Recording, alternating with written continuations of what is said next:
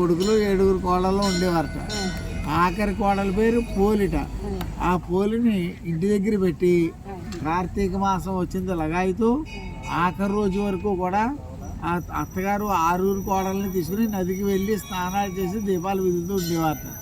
అదేవిధంగా ఆఖరి రోజున కూడా ఆ పోలిని కాకేసి మేము గోదావరికి వెళ్తున్నాం, మేము వచ్చేసరికి ఇంటి పనులన్నీ చక్కబెట్టాయని చెప్పేసి పోలికి అప్పచెప్పేసి ఆఖరి కోడలికి అప్పచెప్పేసి వెళ్ళిపోయారట.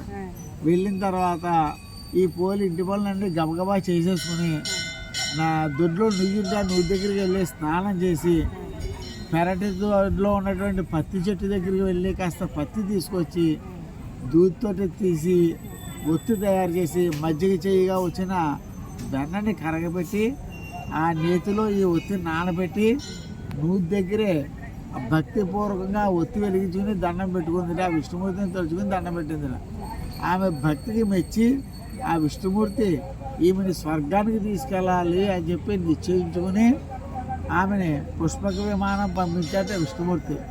ఆ పుష్పక విమానం మీద ఈ పోలిని కూర్చోబెట్టుకుని స్వర్గానికి తీసుకెడుతుంటే ఈ నదీ తీరాన ఉన్న అత్తగారు కోడళ్ళు అందరూ కూడా ఈర్ష్యపడ్డారట.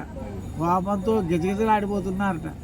ఒక్కరోజు గోదావరికి రాలేదు, ఒక్క స్నానం చేయలేదు, ఒక్క దీపం కూడా వెలిగించలేదు.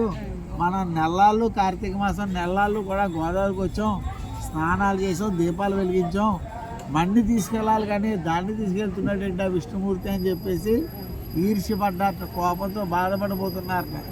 అదంతా కూడా విష్ణుమూర్తి గ్రహించి ఆకాశ మార్గంగా చెప్తున్నట్ట, మీరు ఎన్ని స్నానాలు చేసినా ఎన్ని దీపాలు వెలిగించినా భక్తి లేకుండా చేశారు. కానీ మీ పోలి భక్తితోటి దీపం వెలిగించి స్నానం చేసి దీపం వెలిగించింది.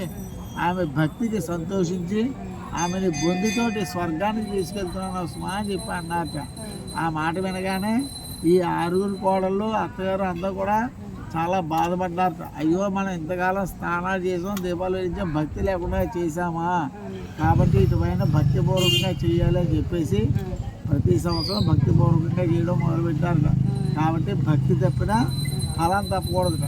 మనం ఏ పని చేసినా భక్తిపూర్వకంగా చేయాలట.